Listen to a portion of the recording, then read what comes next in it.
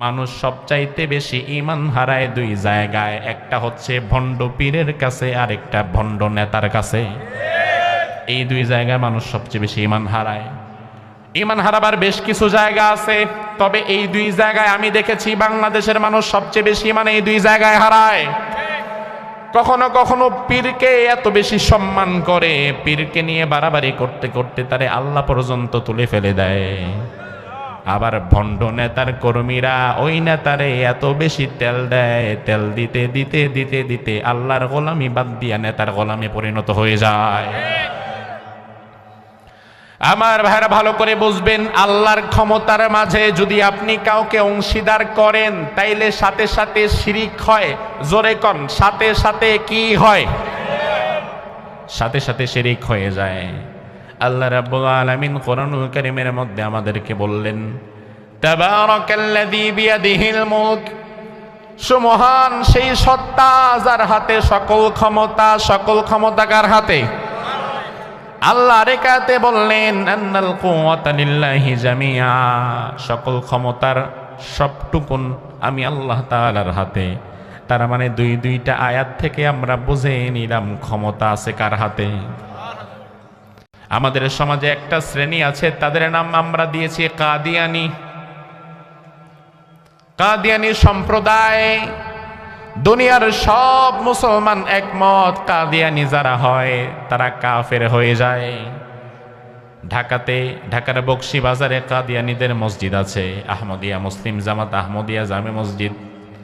আমি সেখানে গিয়েছিলাম আরো অনেক বছর আগে।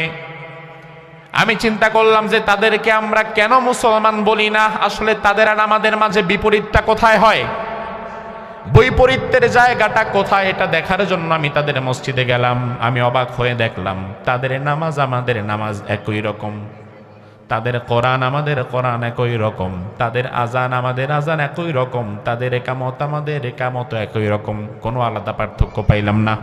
এমনকি তাদের কালিমা যেটা আমাদের কালিমাও এটাই, কোনো পার্থক্য নাই। আমি চিন্তা করতে লাগলাম, তাইলে তাদেরকে আমরা কাফের বলি কেন? তাদেরকে আমরা মুশরিক বলি কেন? তাদেরকে আমরা কাফের বলি কেন? অবশেষে আমি দেখলাম তারা শুধুমাত্র রাসূলুল্লাহ শেষ নবী, এই শেষ কথাটুকু মানে না, বাকি সব মানে। আল্লাহ কোরআনে বলেছেন, মা কানা মুহাম্মাদুন আবা হাদিম মির রিজালিকুম ওয়ালাকির রাসূলুল্লাহি ওয়া খাতামান নাবিয়্যিন। আমার নবী তোমাদের কোনো পুরুষের পিতা নয়, আমার নবী আখিরি জামানার পয়গম্বর, আর তিনি হচ্ছে শেষ নবী। আমার নবী কি শুধু নবী না শ্রেষ্ঠ নবী? শুধু শ্রেষ্ঠ নবী না শেষ নবী? আমার নবীর পরে আর কোনো নবী আসবে? তাইলে কেউ যদি দাবি করে রাসূলের পরে আরেকজন নবী আসছে, তাইলে কি ঠিক হবে? কাদিয়ানীরা বলে আল্লাহর কথা সবটুকুনি আমরা মানলাম, শুধু খ আলিফ তা মিম এই চারটা অক্ষর আমরা মানলাম না। অর্থাৎ আল্লাহর সম্পূর্ণ কথাই সঠিক, তবে রাসূলকে আমরা শেষ নবী মানি না। শেষ নবী আমাদের আরেকজন নবী আছে, তার নাম গোলাম আহমদ কাদিয়ানী। আমার ভাইরা, কাদিয়ানী আমাদের প্রসঙ্গ না, প্রসঙ্গটার দিকে লক্ষ্য করেন। কাদিয়ানী শুধুমাত্র কোরআনে কারীমের চারটা অক্ষর মানে নাই, যার ফলে দুনিয়ার সব মানুষ আমরা একমত তারা মুসলমান হতে পারে। এবার আপনি আপনার নেতার দিকে তাকান, যেই নেতা নির্বাচনের আগে মিছিলের সময় মঞ্চে ওইটা মাইকটা হাতে পায়া ভাষণ দেয়, শুরুতেই কর্মীদেরকে বলে, ভাইরা আমার, কোনো সালাম কালাম নাই, বিসমিল্লাহ নাই। কারণ অনেক নেতা বিসমিল্লাহ কইতে গিয়াও মধ্যখানে 3 পোল্টি খায়, আছে না নাই? বিসমিল্লাহির রহিম মধ্যখান দিয়ে রহমান বাদ, আগাত্তা মাতার তাগা কি লাগায় কি কয় আল্লাহ ভালো জানে।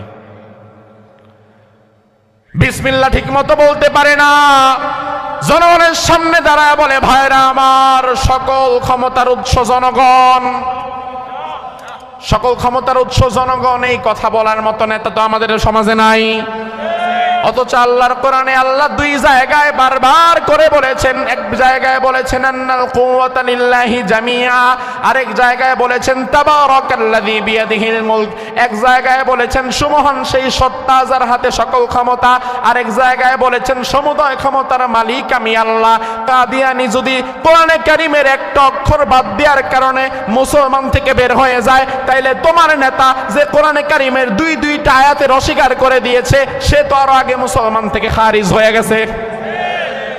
তুমি যদি তার পেছনে দৌড়াও, তোমার ইমানের হালত কি হবে ভাই? যার ফলে ভণ্ড নেতা যেমন ইমান চোর, ভণ্ড পীরও তেমন ইমান চোর, ঠিক কি না? আল্লাহ রাব্বুল আলামিন কোরআনুল কারীমের মধ্যে বলেছেন আল্লাযীনা আমানু ওয়া লাম ইয়ালবিসু ঈমানাহুম বিযুলমিন উলাইকা লাহুমুল আমনু ওয়া হুম মুহতাদুন। আর যারা ঈমান আনবে, ঈমানের সঙ্গে যারা জুলুম করবে না, এখানে জুলুম শব্দের অর্থ হচ্ছে শিরিক করা। জোরে কোন কি করা? আল্লাহ বললেন যারা ঈমান আনবে, ঈমানের সঙ্গে যদি তারা কোনো শিরিক না করে, উলাইকা লাহুমুল আমনু, আমি আল্লাহ তাআলা দুনিয়াতে আখিরাতে তাদেরকে আমি আল্লাহ নিরাপত্তা দিয়ে দেব। গোটা দুনিয়াতে মুসলমানদের উপরে এখন নিরাপত্তা নাই, তার সবচাইতে বড় কারণ আমাদের ঈমান এখন আর ঠিক নাই। আরে আমাদের ঈমান যদি বদরি সাহাবীদের মতো ঈমান হতো, তাহলে 200 কোটি মুসলমানের দরকার হতো না। দুনিয়াতে মুসলমানের সংখ্যা এখন 250 থেকে 200 কোটি।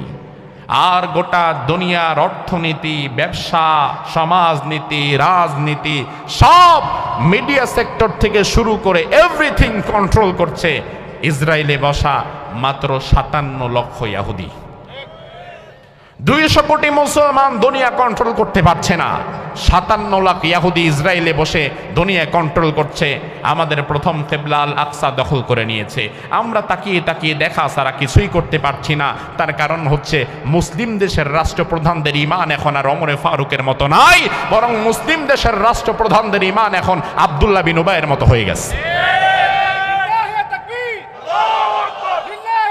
ওমরে ফারুকের মতো ঈমান আমাদের নাই। তবে বিশ্বাস করেন মুসলমান, ওমরে ফারুকের মতো ঈমান যদি মুসলিম বিশ্বের নেতাদের হয়ে যেত, আর আমাদের ঈমান যদি বদরি 313 জন সাহাবীর মতো হয়ে যেত, 57 লাখ ইহুদি, তাদের সাথে আমাদের জিহাদ করার কোনো প্রয়োজন নাই। আরে মুসলমান 200 কোটি যদি এক হয়ে ইসরায়েলের সীমান্তে একবার থুতু নিক্ষেপ করে, 57 লাখ তো ভেসে চলে যাবে। আল্লাহু আকবার। দুনিয়ার দুশমন হুঁশিয়ার সাবধান, ইসলামের দুশমনেরা হুঁশিয়ার সাবধান, দুনিয়ার মুসলিম এক হও, এক হও। আমার ভাইরা, এই জন্যই আল্লাহ রাব্বুল আলামিন বললেন গোলাম শিরিক করা যাবে না। শিরিকের ব্যাপারে আমি আল্লাহ তাআলা জিরো টলারেন্সে আছি, কোনো টলারেট হবে না। আল্লাহর নবী ইব্রাহিম আলাইহিস সালামের ব্যাপারে রাসূল হাদিসের মধ্যে বললেন ইয়ালকা ইব্রাহিমু আবাহু আযরা ইয়াউমাল কিয়ামাহ। ইব্রাহিম আলাইহিস সালাম কিয়ামতের ময়দানে তার পিতা আজরের সঙ্গে একবার তার সাক্ষাৎ হয়ে যাবে। ওয়া আলা ওয়াজহি আযরা কাতারাতুন ওয়া গাবারা, আজরের চেহারা থাকবে ধুলো মলিন। আজর হচ্ছে ইব্রাহিম নবীর পিতা। শিরিক এত ভয়ঙ্কর অপরাধ, শিরিক যদি নবীর ছেলে করে তাইলে জাহান্নামী, শিরিক যদি নবীর স্ত্রী করে তাইলেও জাহান্নামী। এমনকি শিরিক যদি নবীর বাবাও করে, ওই নবী লক্ষ লক্ষ উম্মত নিয়ে জান্নাতে যাবে, কিন্তু নিজের বাবারে নিতে পারবে নাকি? ইব্রাহিম আলাইহিস সালামের সাথে তার বাবা আজরের দেখা হয়ে যাবে। আজর ইব্রাহিম আলাইহিস সালামকে বলবে, বাবা আজকে তুমি আমারে বাঁচায় দাও, মেহেরবানি করে তুমি আমারে বাঁচাও। ইব্রাহিম আলাইহিস সালাম তখন তার বাবারে বলবেন, আমি কি তোমারে বলি নাই আলাম আকুল্লাকা লা তাসিনি, তুমি আমার অবাধ্য হইও না, দিনের পথে চলো, আল্লাহর পথে চলো, শিরিক ছেড়ে দাও, এই ওয়াজ কি আমি তোমারে করি নাই? বাবা ইব্রাহিম আলাইহিস সালামকে তখন বলবেন, ফালইয়াউমা লা আসিকা, বাবারে দুনিয়াতে বলেছো আমার ভুল হয়ে গিয়েছে, আজকে কিয়ামতের কঠিন ময়দান, মেহেরবানি করে আমারে বাঁচায় দাও, আমি আর আজকে তোমার বিরোধিতা করব না। ইব্রাহিম আলাইহিস সালাম এই পর্যায়ে এবার আর বাবার সাথে কথা বলবে না। ইব্রাহিম আলাইহিস সালাম সরাসরি আল্লাহর সঙ্গে কথা বলবে, আল্লাহরে বলবে, আল্লাহ আপনি আমারে বলেছেন ইন্নাকা ওয়া'আদতানি আল্লা তুখজিনি ইয়াওমা ইউবাসুন, আয় আমার রব আপনি আমারে বলেছেন নিশ্চয়ই আপনি কিয়ামতের ময়দানে আমি নবী ইব্রাহিম খলিলকে আপনি অসম্মান করবেন না। আল্লাহ কয় হ্যাঁ বলছিলাম তো। ইব্রাহিম আলাইহিস সালাম বলে, আল্লাহ আজকে যদি আমার সামনে আমার বাবারে জাহান্নামে দেন তাইলে আমি ইব্রাহিমের মান সম্মানটা থাকলো কই? আমি আর আমার বাবা বাজার দিয়ে হেঁটে যাচ্ছি, আমার অনেক সম্মান, সবাই আমারে দেখলে সালাম দেয়, আর আমার বাবারে দেখলে সবাই থু দেয়, জুতার বাড়ি দেয়। যদিও জুতার বাড়ি আমারে দেয় না, আমারে থু দেয় না, আমার বাবারে দেয়, কিন্তু আমার সামনে যদি আমার বাবারে কেউ অসম্মান করে, ছেলেকে যতই সম্মান করুক না কেন ওই সম্মান মূলত ছেলের গায়ে লাগে না, ঠিক কিনা? ইব্রাহিম নবী আল্লাহকে যুক্তি দিয়ে বোঝাচ্ছে, আল্লাহ যদি আমার সামনে আমার বাবারে আপনি জাহান্নামী দেন তাইলে আর আমার সম্মানটা রইল কই? সরাসরি তো বলতে পারেন আল্লাহ বাঁচায় দেন, কারণ মুশরিকের জন্য দোয়া করা হারাম। একটু ঘুরায়া বলতেছে, আল্লাহ যদি আমার সামনে আমার বাবারে জাহান্নামী দেন তাইলে লজ্জা তো আমিও পাবো। এবার আল্লাহ রাব্বুল আলামিন বলে, উনজুর তাহতা রিজলাইক, ও ইব্রাহিম পায়ের দিকে তাকাও। ইব্রাহিম আলাইহিস সালাম পায়ের দিকে তাকালেন, তাকিয়ে দেখে তার বাবা যেখানে ছিল তার পাশে বাবার জায়গায় নাই।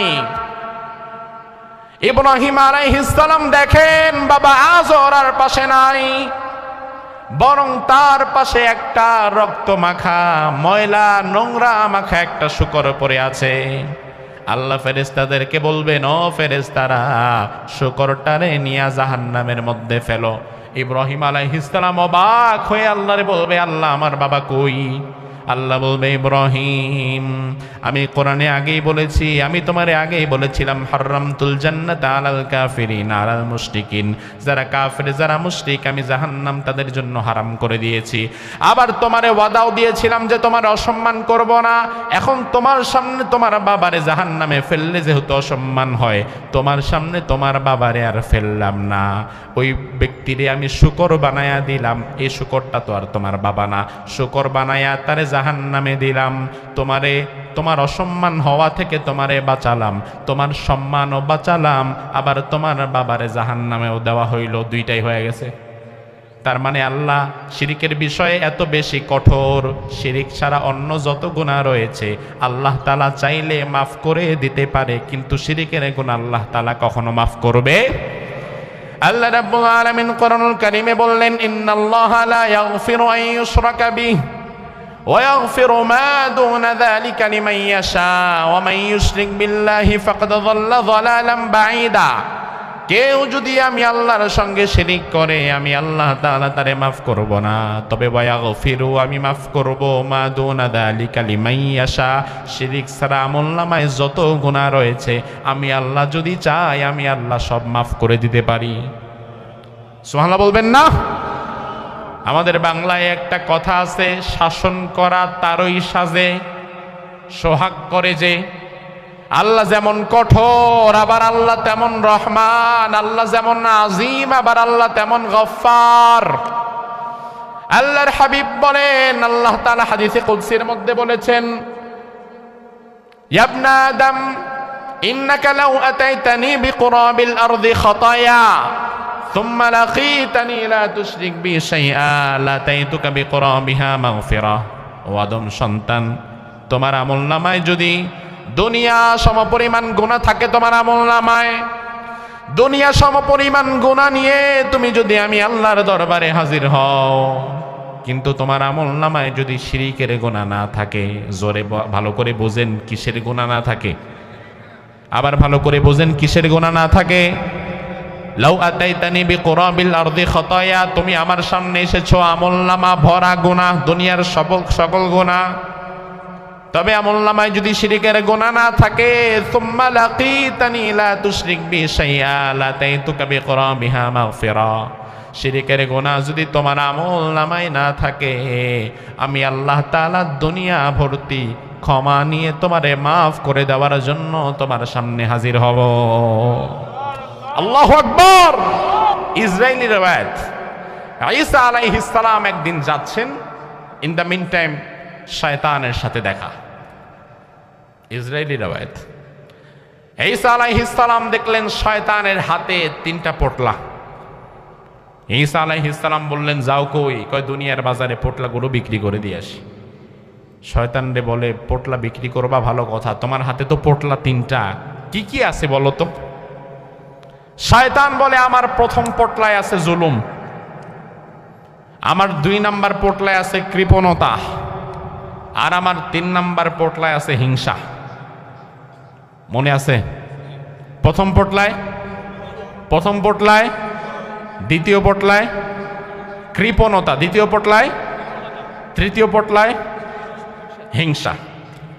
ঈসা আলাইহিস সালাম বলে, অবাক করা বিষয়, জুলুম, কৃপণতা, হিংসা জঘন্যতম কাজ কার কাছে বিক্রি করবা? শয়তান বলে, প্রথম পোটলা জুলুমের পোটলাটা বিক্রি করব দুনিয়ার শাসকবর্গ এবং ক্ষমতাসীনদের কাছে। যার ফলে দেখা যায় দুনিয়াতে যখন যেই ক্ষমতায় চলে যায়, যারাই ক্ষমতায় থাকে, যারাই শাসনকর্তা হয়, দুনিয়াতে সবচেয়ে বেশি জুলুম ক্ষমতাসীনরাই করে। দুনিয়ার সব চাইতে বেশি জুলুম তারাই করে। তবে আপনারা মনে করবেন না ক্ষমতায় গিয়ে মানুষের উপরে জুলুম করে আপনারা পার পেয়ে যাবেন। এ বিশ্বাস থেকে বের হয়ে আসুন, দুনিয়ার কোন জালিম জুলুম করে চিরস্থায়ীভাবে দুনিয়াতে থাকতে পারে নাই।